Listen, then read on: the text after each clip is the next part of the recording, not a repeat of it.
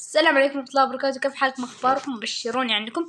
طبعا اليوم راح نطور فانج ليفل 9 وراح نشتري له له السكن هذا اللي هو فانج الأخطبوط. وخليكم معانا في الفيديو، بس قبل ما نبدأ الفيديو لا تنسوا اللايك والاشتراك في القناة وتفعيل جرس التنبيه لو ما كنتم فاعلينه. ويلا نبدأ. فيلا نروح نطور البطل فانج. فيلا أنا متحمس، راح أوصله ليفل 9. فيلا بسم الله. Alright, you'll get a kick out of this. Free refills on Foot Punch. Power Bang. Oh, you got banged. وطبعا وصلنا ليفل 9 وراح نشتري معاكم اللي هو الجهاز والقدرة الخاصة. فيلا بسم الله. بسم الله. أول شيء راح أشتري اللي هي الركلة الدائرية. واللي ما يعرف يعني إيش الفرق بينهم، هذه إنه فانج يرمي كيسين أو 3 أكياس فشار في الأرض، وأي واحد راح يدعس على ذي الفشار راح يتلقى دمج 500. أنا حاولت إنه أشرحه كذا.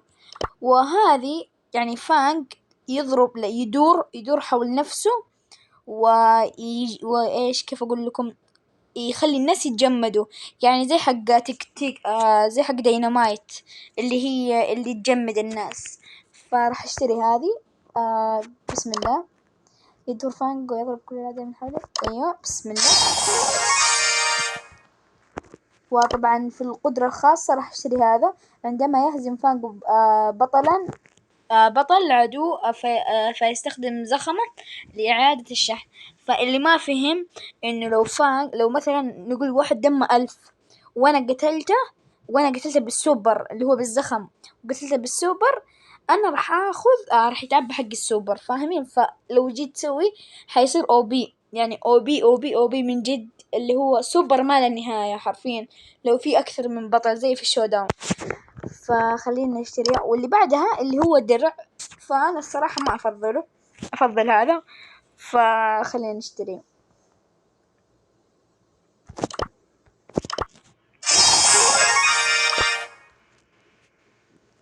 وطبعا ما نسينا، أكيد ما نسينا السكن حق فانج. طبعا بالنسبة لي والله أفضل بطل في اللعبة فانج، فراح أشتري له ذا السكن. عندي 70 جوهرة، خليها تولي. والله الصراحة بالنسبة لي البطل فانج يستاهل أي شيء أو أي حاجة يستاهلها. فيلا بسم الله نشتري 1 2. طبعا هذا أنا بقولكم معلومة علي، أنا ما أحب أشتري سكنات من هنا، أنا ما أحب أصرف جواهر. بس هذا فانج أول بطل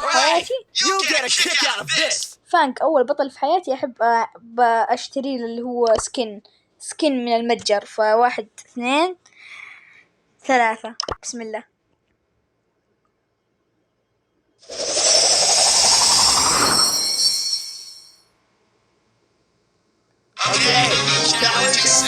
منور والله، منور فانج.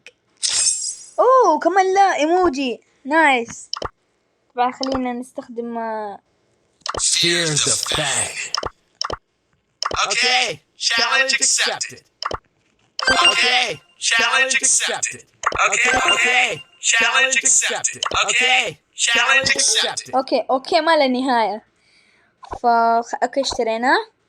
طبعا بقيت لي 13 جوهرة ابى اشتري فيها البخاخ حقه. لا البخاخ ب19. يلا عوافي. وبس والله اتمنى عجبكم الفيديو. لو عجبكم الفيديو لا تنسوا اللايك والاشتراك في القناة وتفعيل جرس التنبيه لو ما كنتم فاعلينه. وبس والله كان معكم معتصم، ومع السلامة.